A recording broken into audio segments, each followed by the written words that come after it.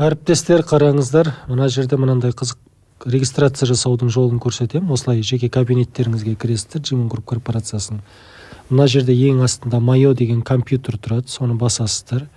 Сол жерде мынау көздеріңіздің кәдімгі телефон номеріңізбен кіретін пароліңіз и цифровой код. Соның ең астында регистрация, то есть зарегистрироваться деген жазу тұр. Соны басасыздар. Басқаннан кейін мына телефонның астында мына Қытайдың жазуы тұр. Геолокация. Соны басасыздар. Басқаннан кейін мына ұзыны тұр. Екіншісі. Дәл осыны бассаңыздар, Қазақстан, Россия деген жазу. Подтвердитті басасыздар. Мынаны бастыңыз. Одан кейін барып, мына жерге телефон номерін жазасыздар. Тіркелейін деп жатқан адамның телефон номерін жазасыздар. То есть 513-15-07.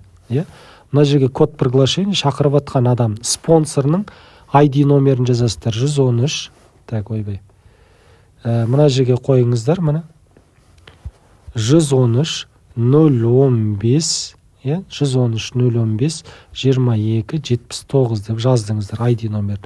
Пароль на английском кішкентай А 1-ден 6-ға дейін қойыңыздар.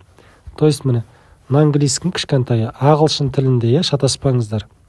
Ол кезде ашпай қалады, ағылшын тілінде қойыңыздар. На английском А 1, 2, 3, 4, 5, 6. Мен тағы да мына жерге жазып қойдым. На английском А 1, 2, 3, 4, 5, 6. Одан кейін астына қойдыңыздар. На английском А 1, 2, 3, 4, 5, 6. И я согласен дегенді басасыз. И получить код подтверждения дегенді басасыздар. Осыны басқан кезде мына телефон номерға SMS келеді. Мысалы, например, басқан кезде, подтвердитті басқан кезде SMS келеді, соны осы жерге жазасыздар. Келген кодты осы жерге жазасыздар. Сонымен бірінші кабинеттеріңіз ашылады бұл жерде.